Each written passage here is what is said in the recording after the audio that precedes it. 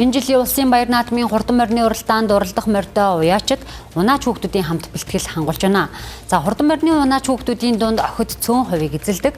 Тэгвэл морь унах чинхүү хүсэлтэй ирээдүйд уяач болох мөрөөдөлтэй унаач охидыг хөтөлбөр онцолж байна.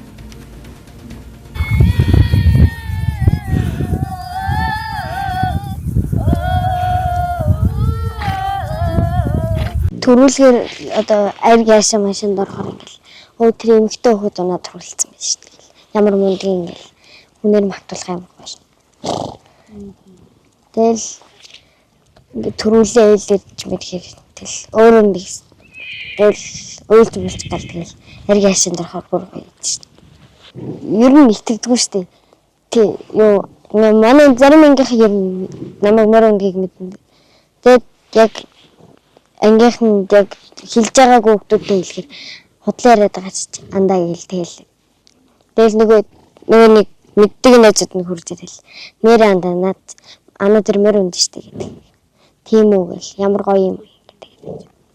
Би өөрөө аавд уныгээд тэгэд мөр үнд төрж ирсэн.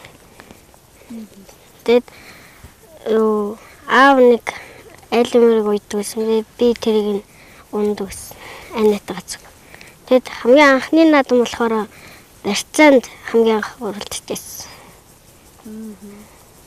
Тэр үед ямар байсан бэ? Тэр амар гоё санагдчихсан. Би бол хамгийн анх мөр унахад эглээ морилоо дүгэлдгүй. Тэгсэн чинь манай том ах морь тойруулж байгаа жижигхэн хар морь гэдэг. Тэрэн дээр агаан дээр тойруулж байгаа агаан уцууч хэлгээд. Тэр намайг мордуулаад тэгээд тэрнээс мөр унах. 4 настайгаас хойш 14 тав хүртэл мөр ус. Тэгээд мөрөнд хайртай тэгэл мөр их зам руу орсон да. Тэгээд цэрэг тавьж ирээд одоо 3-4 жил ганц 2 жил завсардаад нийтэн 3-4 жил мөр иччихнэ. За энэ жил Эрдэнэ үлэг гал дээр ирээд нэг энэ жил ойсолгоно очив. Сонгон хайрхан дүүргээ мандаа байж алдарт уяач мегмор зурах дээр ирсэн туслах байж гэлээ. Очинта.